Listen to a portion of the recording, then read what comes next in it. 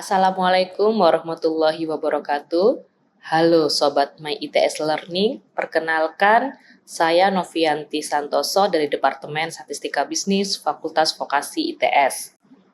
Pada part ini Anda akan belajar beberapa hal yang berkaitan dengan optimasi dengan menggunakan R. Di antaranya adalah membangkitkan bilangan acak, serta teknik umum membangkitkan bilangan acak. Membangkitkan bilangan acak merupakan tugas umum di banyak bidang, termasuk statistik, analisis data, simulasi, dan banyak lagi. Ada beberapa cara untuk membangkitkan bilangan acak. Dalam bahasa pemrograman R, Anda memiliki berbagai fungsi untuk membuat angka acak dari berbagai distribusi, terutama distribusi seragam atau uniform, distribusi normal, distribusi binomial, dan yang lainnya. Berikut adalah tabel nama distribusi serta penamaan pada software R.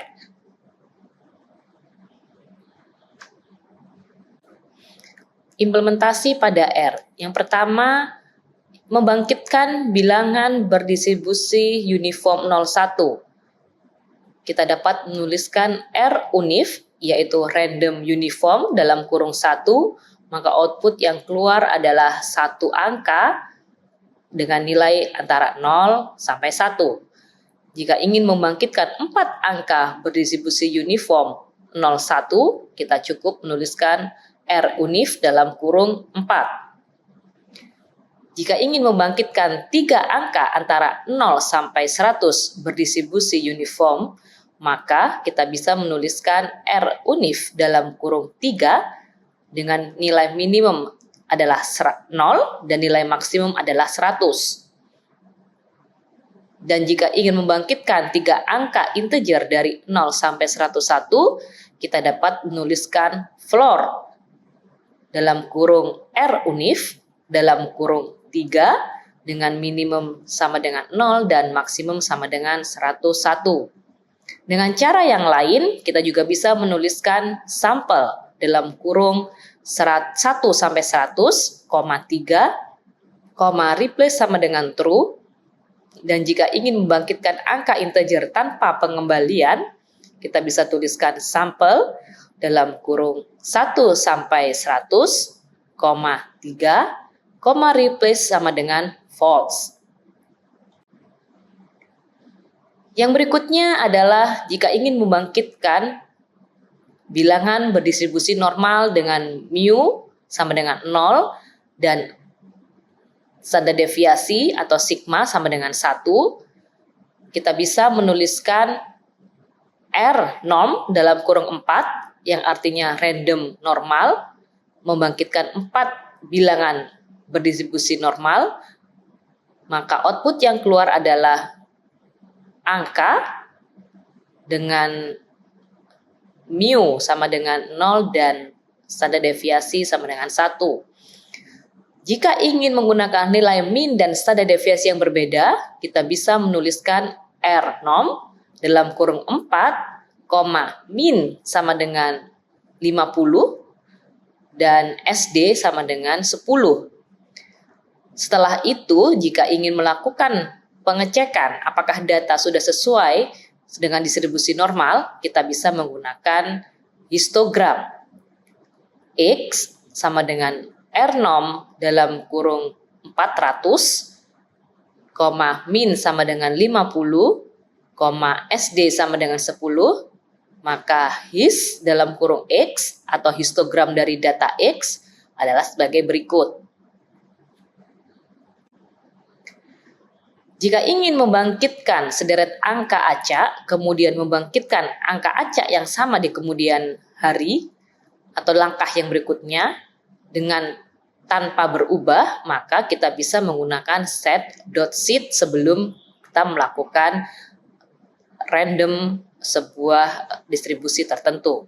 Sebagai contoh, set.sit dalam kurung 423, R uniform dalam kurung 3, maka output yang diperoleh adalah sebagai berikut. Kemudian kita akan mencoba membangkitkan data yang sama dengan set sheet yang sama, maka hasil yang diperoleh pun tidak akan berubah. Teknik umum membangkitkan bilangan acak. Ada kalanya fungsi untuk pembangkitan peubah acak belum tersedia di R karena sebarannya belum ada. Misalkan kita sudah memiliki suatu peluang sebaran acak, maka kita bisa membangkitkan bilangan acak lain dengan menggunakan dua teknik, yaitu teknik inverse transform method serta acceptance reject method. Inverse transform method.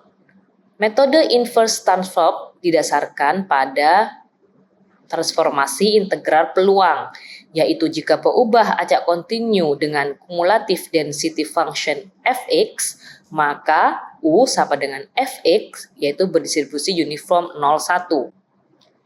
Implementasi pada R, contoh 1, membangkitkan variabel x dengan distribusi normal mu sama dengan 10 dan sigma sama dengan 1 sebanyak 100. Tahapan pertama yaitu membangkitkan bilangan variabel acak U berdistribusi uniform 0,1. Kemudian yang kedua dengan menggunakan fungsi CDF dari sebaran yang diinginkan untuk mendapatkan variabel X, yaitu fungsi inverse dari variabel U. Kita dapat menuliskan sintak U sama dengan R unif dalam kurung 100 untuk membangkitkan bilangan acak uniform 0,1. Kemudian inverse dari fungsi sebaran kumulatif yaitu X sama dengan Q norm dalam kurung U dalam koma min sama dengan 10 dan SD sama dengan 1. Untuk memastikan apakah pola hasil datanya sesuai, kita bisa menggunakan histogram dalam kurung X, dalam kurung prop sama dengan true, dan color sama dengan light blue. Karena datanya dari 8 sampai 13, peningkatan garis dilakukan yaitu sebanyak 0,01 supaya lebih rapi. Kita akan setting sumbu X sama dengan sequence dalam kurung 7, 14,0,01. Dan untuk memastikan apakah sesuai dengan CDF, kita akan tambahkan lines dalam kurung sumbu X,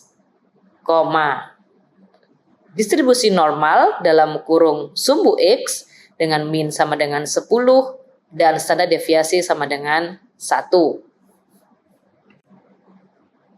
Contoh yang kedua, bilangan acak yang menyebar eksponensial dengan lambda sama dengan 5 akan dibangkitkan dengan metode inverse transform yang amatannya berjumlah 100. Lalu hasil tersebut akan dibandingkan dengan fungsi bawaan R, yaitu menggunakan REXP atau random eksponensial dengan menggunakan histogram. Algoritmanya adalah yang pertama kita perlu membangkitkan U, yaitu bilangan acak seragam 0,1. Kemudian kita akan menghitung variabel acak X, yaitu min len 1 min U per lambda. Dan yang terakhir kita akan mengulangi sesuai dengan banyaknya bilangan yang diinginkan, yaitu sebanyak 100. Yang pertama kita perlu set.sit dalam kurung 45. Kita akan membangkitkan bilangan eksponensial dengan lambda sama dengan 5, yaitu X sama dengan function dalam kurung N, lambda. Kita tuliskan U sama dengan random uniform dalam kurung N, dan X adalah log dalam kurung 1 min U per lambda.